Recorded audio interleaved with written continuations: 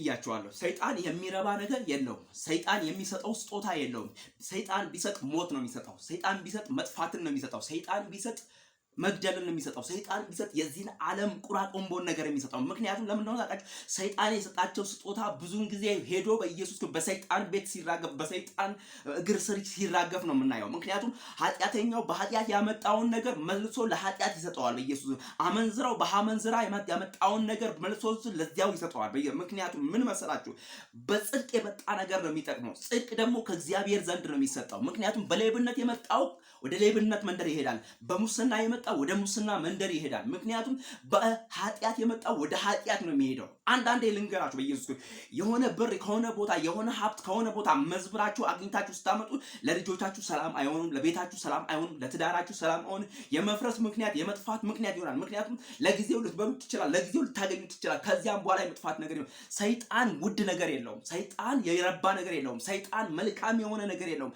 መልካም የሆነ ነገር ያለው ልጁ ኢየሱስ ክርስቶስ ነው። ምክንያቱም መጽሐፍ ቅዱስ ሲናገር የእግዚአብሔር ስም የጸና ግንብ ነው ይላል። የእግዚአብሔር ስም የጸና ግንብ ነው። ጻድቅ ሮጦ ከፍ የሚልበት ታላቅ ስም የሆነው የእግዚአብሔር ስም ነው።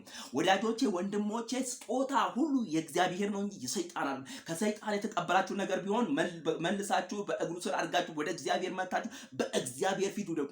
አንዳንድ ሰው በጽድቅ መንገድ መስራት ሲችል፣ በጽድቅ መንገድ መሰብሰብ ሲችል፣ በኃጢአት መንገድ ይሰበስበዋል።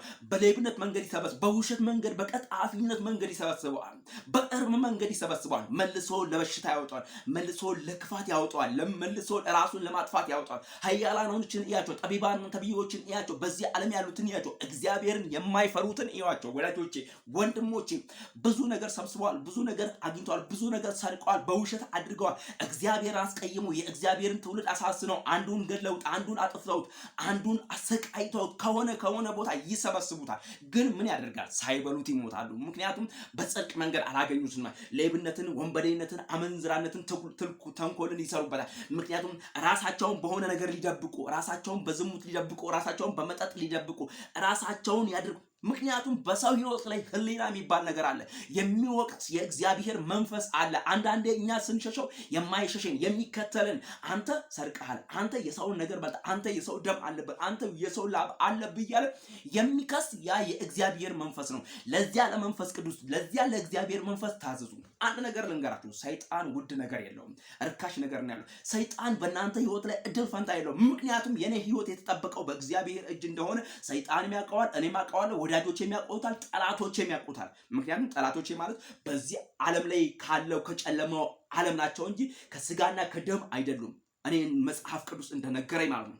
ስለዚህ ወዳጆቼ ወንድሞቼ በጌታ በኢየሱስ ክርስቶስ የአመፃ ልጅ ምክር በኢየሱስ ክርስቶስም የወደቀ ይሁን ከዘመናችሁ ላይ። ኢየሱስ ጌታ ነው። መዳን በሌላ በማንም የለም። እንድንበት ዘንድ ከሰማይ በታች የተሰጠን ስም ኢየሱስ ነው። ሃሌሉያ! ኢየሱስ ያድናል።